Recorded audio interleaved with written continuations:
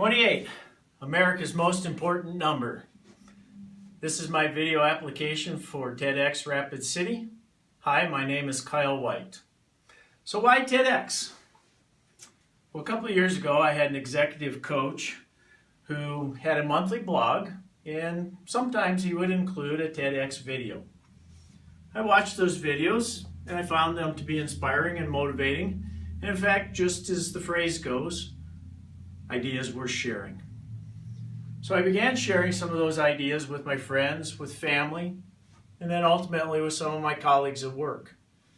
Well, that sharing of those videos then led to what we refer to as our monthly pep assembly, where everyone on our floor gathers and watches an inspirational, motivational, or educational video to kind of take a break from the day-to-day activities of our work life.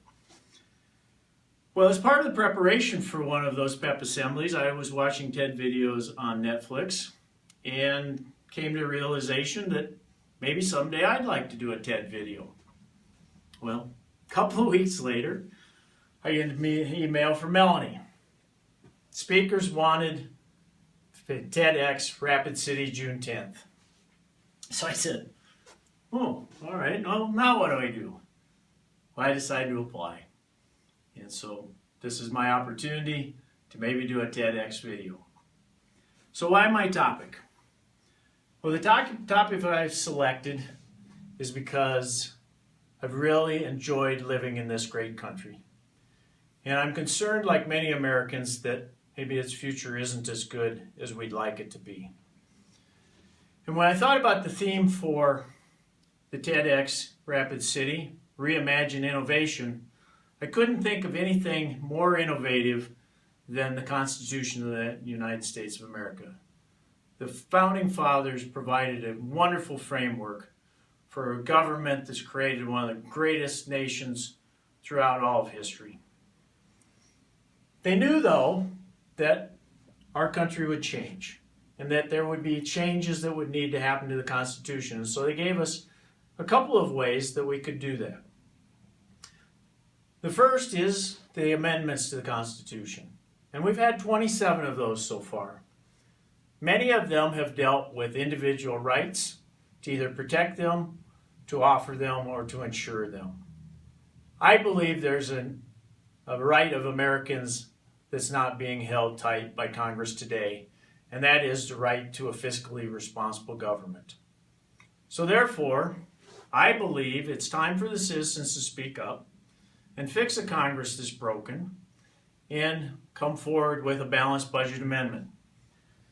My proposal for the amendment would be simply that within 7 years of the passage of the amendment, by the 3/4 of the states that are required to do so, that we would have a balanced budget that would be passed every 2 years in the odd-numbered year, so that we can avoid the election year politicking, and that through that amendment, we would have a Congress that passes budgets where the revenues are expected to exceed the expenses. Now, there are times when it wouldn't make sense to have a balanced budget amendment, and so we need to give Congress a bit of an out. So part of that amendment would be that if a supermajority of both the House and the Senate were to declare a national emergency, they would be released from their obligation to pass a balanced budget during that budget term. Now, one of the things that is important is where are the sources of revenue? Because government will grow as large as revenue is. So one of the things that I want to do is also cap the level of the highest marginal income tax rate at 25% for both corporations and individuals. So let's talk about what a fair level of taxation is. Each of you received, as payment for your attendance at TED, an envelope that had 4 quarters in it. Now, it was pretty easy for you to earn these quarters. So, not too hard to get them. Probably don't need them very bad. So maybe you're thinking to yourself, well, I could endure a pretty high tax rate. But what if for the rest of the year, every additional dollar you made was taxed at that marginal tax rate. Would you be willing to give up 3 of those 4 quarters? Would you be willing to give up 2 of those quarters to support your government? Remembering that government taxes other things. There's state taxes, there's local taxes. So your federal income tax isn't just your only level of taxation.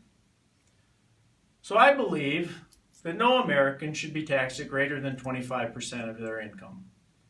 Now we need to make an exception for programs where the taxes are levied with an expectation of received benefit, like Social Security, Medicare, which are both also income taxes.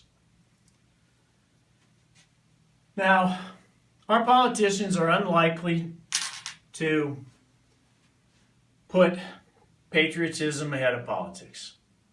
There's no real evidence that this Congress, or maybe any future Congress, will be likely to do so without the guidance of the American public. So the Founding Fathers also provided an opportunity in the Constitution for the states to call for a constitutional convention. Now in America, a constitutional convention's never been held. So we have some freedom as to how that might be formed. That constitutional convention, in my mind, would be called for by the states, specific to address amendments for a balanced budget to be passed by Congress, and that the delegate to the constitutional convention would be the governor of the states, because governors have had to make the hard choices, and many of them have an obligation with their Congress or with their legislature to have a balanced budget. So those are the ideas that I have that I want to share. I believe they are ideas worth sharing. My motivation is not political. In fact, I don't believe there is a political solution to this. This needs to be a bipartisan approach taken on by the citizens of the United States. I believe that TED and other vehicles are a great way to share these kinds of ideas to make our country as great as it can be.